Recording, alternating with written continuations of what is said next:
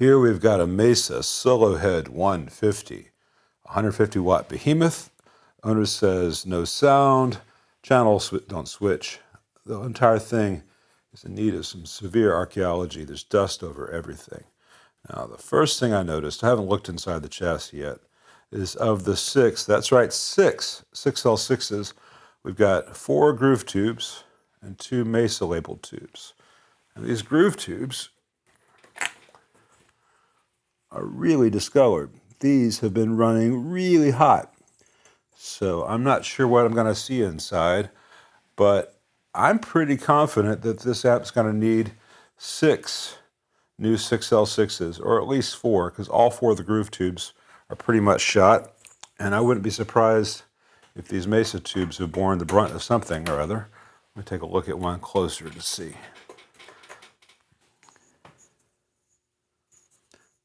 Yeah, I see some darkening on the print too. These have all been subject to some torture over their lives. And just as a rule of dirty thumb, you really want to clean your amp out every once in a while. You don't want to have a big layer of dust build up. It gets down in the tube sockets, it gets down in the pots, it gets into the jacks. It's just not a toneful recipe. Let's flip this over and see what we see. Well, I found what's happening, though I'm not quite sure what the culprit is yet. V1 in this circuit has its heater derived from a low voltage DC supply, 6 volts across, so 7 really, 3.5 positive, 3.5 negative. And that's only one rail of that is present. The negative 3.5 is present, the positive 3.5 is not.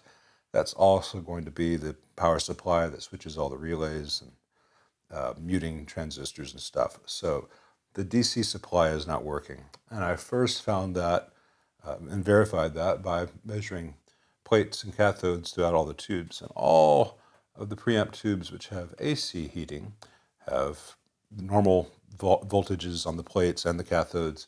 V1 had like 400 volts on its plates and 0 on its cathodes. So I knew it was not drawing any current, which led me to find that it was not heating, which led me to find that the bipolar DC supply is not bipolar.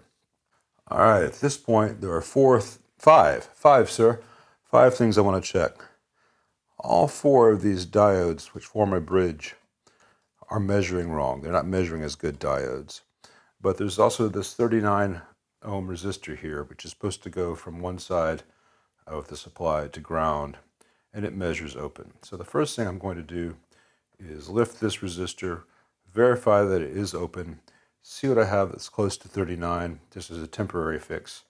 And then once I'm sure that that is correct, I'll remeasure these diodes, and I hope that I don't have to change them because they're really tucked in a little narrow back alley here surrounded by tall buildings, and it's hard to reach in there and get that without removing at least this capacitor. So let me try the resistor first, and I'll report back. Well, it wasn't the resistor, so I've pulled that 0.1 UF microfarad cap there out of the way. I can put it back later. And I can now see that all the solder joints on these 4 diodes are very powdery gray and grainy, which is usually a sign in a Mesa that there's just been too much heat. I'm going to lift one at one end first and remeasure it out of circuit. Because while I hope that it's these 4 diodes, and that 4 new 1 in 4007s will bring this back to life, it's also very possible that any or all of the 10 microfarad caps in that same supply are bad, or one of them is shorted. But let me try the diode first, because the diodes cost a lot less, and I don't have to pull the whole board to do that. Okay, 4 new diodes later, we have plus and minus voltages again. I love it when my guess on a cheap thing turns out to be the correct guess. And the new ones are mounted off the board, about 1/4 of an inch, just for better airflow.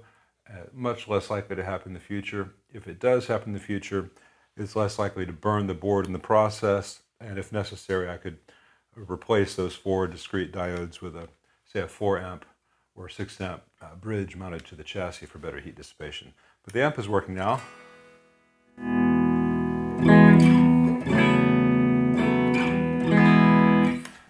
It doesn't sound all that great, but I don't have the settings optimized for anything. I was just getting sound. Well, now it's changing channels. And I still got to clean some pots that are a little bit scratchy and make sure all the pots and hardware are tight. I've got to get all the dust off the other side. And I've got to talk to the owner about those 6L6s that have been through it, man. They've been through the wars. It would really benefit from a new sextet of matched 6L6s, but I don't want to spend his money for him. I will call him and let him know what I recommend and why. The actual repair for the pressing issue was relatively simple because I knew what to look for. I'm not going to drag the video out and show pot cleaning and chassis cleaning. I've done that in lots of other videos. But I thought that the how to diagnose, find, and fix the low voltage supply issues in this amp would be worth a video.